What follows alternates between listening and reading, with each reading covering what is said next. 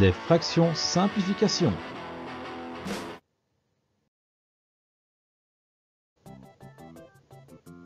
L'objectif unique de cette vidéo sera de t'apprendre à simplifier une fraction.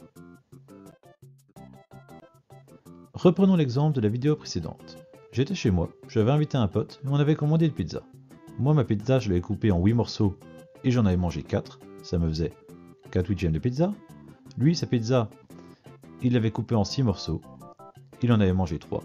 Ça lui faisait 3 sixièmes de pizza. Et on en est arrivé à la conclusion que finalement, en fait, on avait tous les deux mangé une demi-pizza.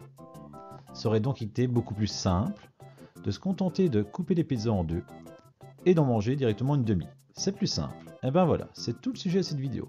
Il sera plus simple dans les fractions, que ce soit après dans les opérations ou au début quand on va un peu chipoter avec pour comparer, etc., de le faire avec des nombres plus petits, avec un dénominateur et un numérateur plus petits.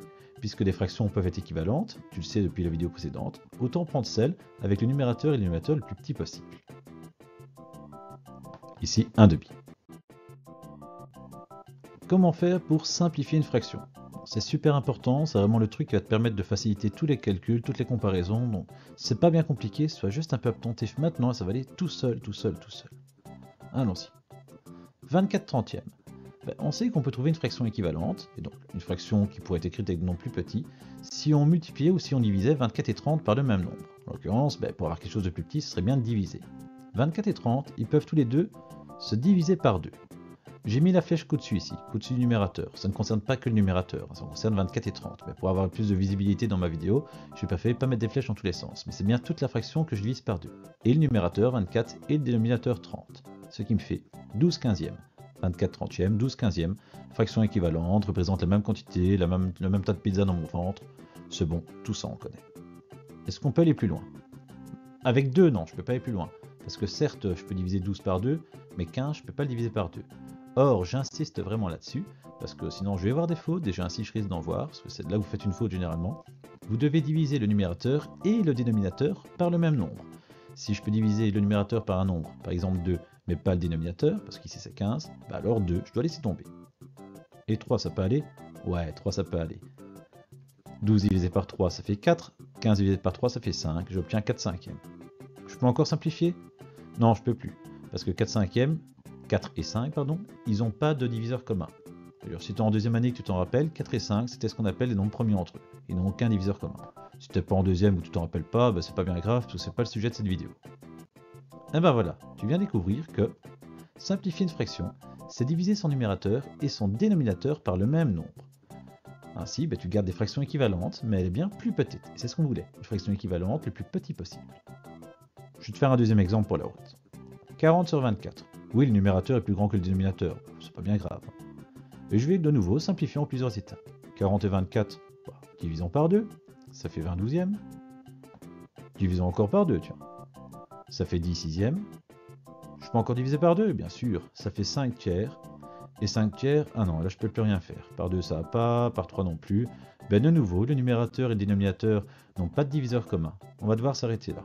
C'est bien la fraction la plus petite qu'on puisse trouver qui soit équivalente. La fraction la plus petite que tu puisses trouver et qui soit équivalente, c'est ce qu'on appelle une fraction irréductible, que tu ne peux plus réduire. Quand on te demandera dans l'exercice de répondre par une fraction irréductible, ou de simplifier jusqu'à obtenir une fraction irréductible, c'est ça que tu devras obtenir, une fraction où le numérateur et le dénominateur n'ont plus de diviseur commun. Si tu as compris ça, tu as compris comment simplifier, et c'est vraiment un truc qui va t'aider. Si tu es plutôt fort en maths, tu t'es peut-être dit, c'est bien gentil, mais par exemple, 40 sur 24, moi je diviserais bien les deux par 4 directement, pour passer directement au 10 sixième sans passer par 20 douzième. C'est pas une mauvaise idée. Si tu as du mal avec ce que je viens de dire, si les maths c'est modérément ton truc, garde ta simplification en étapes, ce qu'on a montré avant. C'est des nombres plus petits, c'est petites divisions, tu as peut-être plus d'étapes, c'est peut-être plus long, mais au moins c'est facile. Si tu es fort en maths, tu veux gagner du temps ou faire un peu le malin, tu pourrais te dire, tiens, moi je voudrais une astuce pour passer de 24 trentièmes à 4 cinquièmes en une fois, et carrément de 40 24e à 5 tiers en une fois. L'astuce, je la donne maintenant. Pour simplifier une fraction, on peut diviser son numérateur et son dénominateur par leur PGCD, leur plus grand commun diviseur. Si tu ne sais plus comment on fait un PGCD, j'ai des vidéos là-dessus, tu vas les voir. Et si tu sais comment on le fait, vous savez, on est parti. 24 et 30, leur PGCD, c'est 6. Je divise les deux par 6, ça me fait 4 cinquièmes. 40 et 24 leur PGCD, c'est 8. Je divise les deux par 8 directement, ça me fait 5 tiers. J'arrive direct à la fraction irréductible en une seule traite. C'est beaucoup plus rapide, mais c'est plus dangereux parce qu'il faut connaître l'histoire de PGCD, il ne faut pas se planter. Donc si tu as un peu de mal avec les maths, tu gardes la méthode précédente, des petites étapes faciles. Si tu n'as pas de mal, une grosse étape, tu vas directement au bout et l'affaire est bouclée. Félicitations, tu es arrivé au bout de cette vidéo. J'espère que tu as tout compris. Si ce n'est pas le cas, n'hésite pas à te la repasser. Et si ça va toujours pas, tu lèves la main et comme d'habitude, je viens t'aider.